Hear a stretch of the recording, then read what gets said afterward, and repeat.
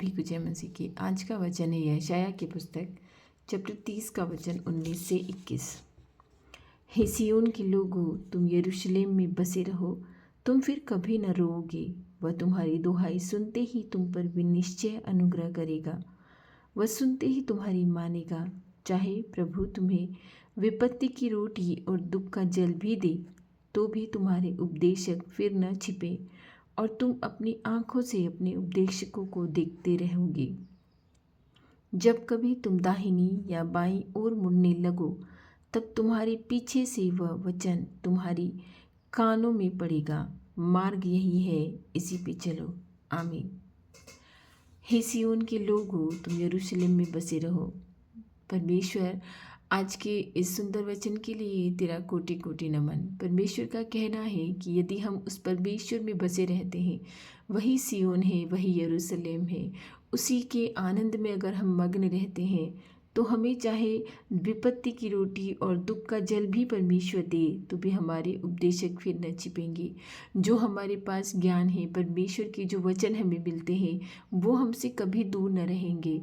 चाहे हम कैसी भी परेशानी में हों, कैसी भी समस्याओं में हों, कैसी भी मुसीबतों में हों, लेकिन हम परमेश्वर के अनुग्रह में बढ़ते रहेंगे। क्योंकि यदि हम उसमें विश्वास रखेंगे, तो चाहे कोई भी समस्या आकर गिरे, हम उसी के अनुग्रह में बढ़ते रहेंगे। वो हमें पाप के अवसरों से भी दूर रखेगा, क्योंकि ये उसका वचन है कि चाहे तुम वो कहता है कि यदि तुम यरूशलेम में बसे रहो, तुम फिर कभी न रोओगे। वह तुम्हारी दुहाई सुनते ही तुम पर निश्चय अनुग्रह करेगा। वो अवश्य ही हम पर अनुग्रह करेगा। ज़रूरत है हमें हमारी दुहाइयाँ देने की, हमारी समस्याओं, हमारी परेशानियों को उसके बताने की। हम कहते हैं कि प्रभु ईश्वर सब कुछ जानता है। वो प्रभु सब कुछ जानता है, वो खुदा सब कुछ जानता है, वो सब कुछ जानता है। लेकिन वो चाहता है कि हम उसके पास जाएं और उससे कहें कि प्रभु ये समस्या है, प्रभु ये परेशानी है। वो भी तो चाहता है कि हम उसके पास बैठें, उससे बातें करें। उसने हमें इसीलिए बनाया है, मनुष्य को उसने गढ़ा ही इसीलिए है कि मनुष्य उसकी आराधना करे, उसकी स्तुति करे। मगर मनुष्य निरर्थक के कामों में लग गया है। फिर भी परमेश्वर हमें अपने वचनों के द्वारा तृप्त करता है। इसीलिए तो वो कहता है कि तुम फिर कभी न रोओगे। वह तुम्हारी दुहाई सुनते ही तुम पर निश्चय अनुग्रह करेगा। आमीन। इस वचन को अपने हृदय में अंगीकार कीजिए, अपने होठों से अंगीकार कीजिए कि परमेश्वर हमारी दुहाई सुनते ही हम पर अनुग्रह अवश्य करेगा।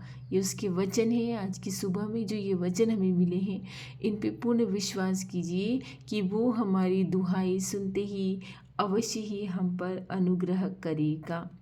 चाहे वो हमें दुख की रोटी खिलाए, परेशानियों की रोटी खिलाए, समस्याओं की रोटी खिलाए, चाहे हम कितनी भी मेहनत करें, मगर फिर भी वह हमें कभी भी नहीं छोड़ेगा। हम उसे अपनी आँखों से देखेंगे, वो हमारे साथ हमेशा बना रहेगा। और जब कभी हम दाहिने और बाहिने मुड़ेंगे, तो हमें पीछे से ये वचन अवश्य हमारे कानों में पड़ेगा। मार्ग यही है, इसी पे चलो। कब ये सब कुछ चीज़ें हमें मिलेगी? ये तब मिलेगी जब हम उसके अनुग्रह में बढ़ते जाएंगे, उस मसीहा के अनुग्रह में बढ़ते जाएंगे, उसके वचनों पे चलते जाएंगे, उसकी आज्ञाओं को मानते जाएंगे। उसकी सबसे बड़ी आज्ञा तो ये है कि क्षमा करो। क्षमा से बढ़कर कोई भी आराधना स्तुति नहीं है। यदि हम किसी को क्षमा नहीं कर पा रहे हैं और रोज़ाना आराधना स्तुति में लगे हैं, तो निरर्थक है। ये सब कुछ निरर्थक है। उस परमेश्वर में विश्वास कीजिए, क्षमा कीजिए, प्रेम कीजिए, दया कीजिए। उस परमेश्वर को यही भाता है, हम क्षमा करें, हम दूसरों पे दया करें, हम दूसरों से प्रेम करें। उस परमेश्वर को यही भाता है। उसकी ये वचन है।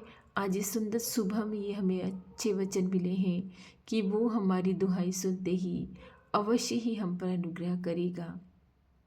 अगर हम किसी मार्ग पे भटक रहे हों, गलत मार्ग पे जा रहे हों, तो हमारे कानों में अवश्य ही आवाज़ आएगी। जो सही मार्ग है वो हमें उस पर चलाएगा। वो हमें अवश्य हमारे कानों में आवाज़ लगाकर कहेगा कि मार्ग यही है, इसी पे चलो। वो परमेश्वर हमारे साथ हर क्षण रहता है, हर वक्त हमारी अगुवाई करता है। इसीलिए तो हम पाप से बचे रहते हैं, फिर भी हम पापी हैं। अपने आप पे कभी ये घमंड न करना कि मैं पापी नहीं हूँ। हम पापी हैं, हर क्षण हर वक्त हम पाप करते हैं। स्वर्ग के पापी, जो स्वर्ग में तो हमारे पाप बने रहते हैं, इस धरती पर भी हम चले आते हैं और इसे भी दूषित करते हैं, इसे भी पाप योग्य बना दिया है हम लोगों ने। हम पापी हैं, हृदय से स्वीकार कीजिए परमेश्वर हम पापी हैं। हमारे पापों को उजागर कर हमें शिक्षा दे, हमें ज्ञान दे तो हम बच जाएंगे। हमें बुद्धि दे, हमें पश्चाताप करना सिखा तो हम बच जाएंगे परमेश्वर। हमें तेरे मार्ग दिखा, हमें हमें तेरे कानों हमारे कानों में तेरी आवाज़ गूंजनी पाए कि जो सही मार्ग है उस पर हम चलने पाए। आइए हम सब मिलकर उस परमेश्वर से, उस मसीहा से, उस खुदा से प्रार्थना करें। धन्यवाद धन्यवाद धन्यवाद हे महिमा युक्त परमेश्वर, हे महिमामंडित परमेश्वर, तेरा कोटि कोटि नमन, तेरा कोटि कोटि धन्यवाद।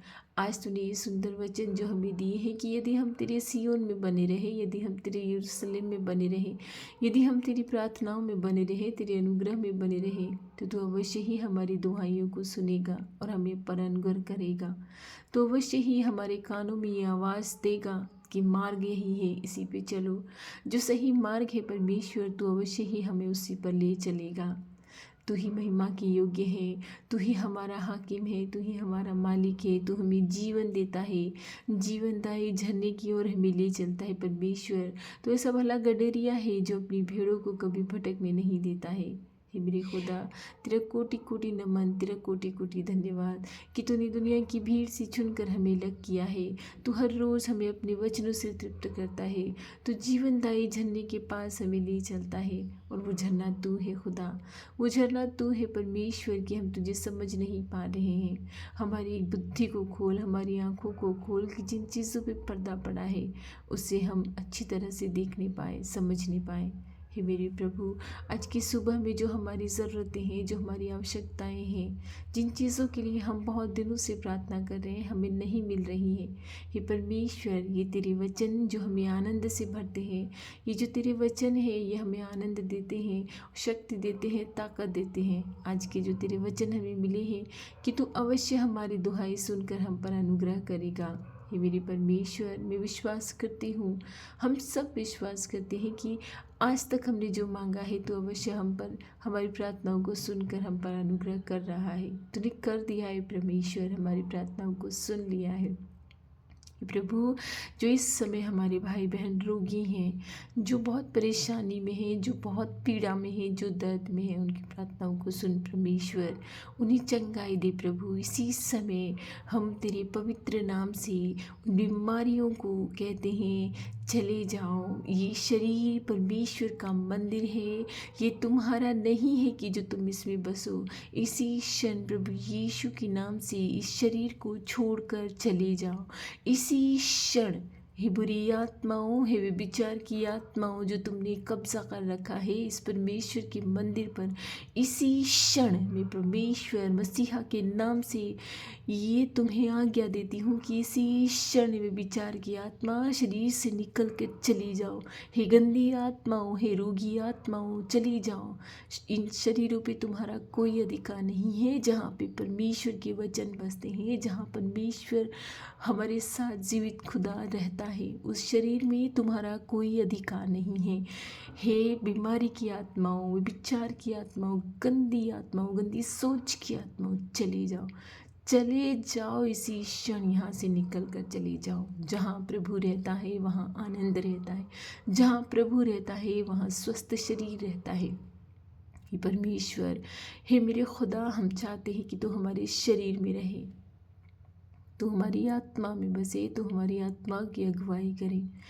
इस समय जो बेरोजगार हैं, इस समय जो जो बिना वजह से जेलों में बंद हैं, इस समय जिन घरों में शांति नहीं है, अशांति है, इसी समय परमेश्वर जिन्हें बुद्धि की आवश्यकताएं हैं, मैं प्रार्थना करती हूँ, हम सब मिलकर प्रार्थना करते हैं कि तेरी बुद्धि से हम तृप्त हो जाएं।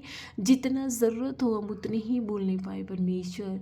हमें रोज़गार दे, अच्छा उचित रोज़गार दे, हमारी प्रार्थनाओं को सुन कि जो हम मेहनत करते हैं उस मेहनत का फल हमें मिलने पाए। मेरे खुदा, उस मेहनत का फल हमें मिलने पाए।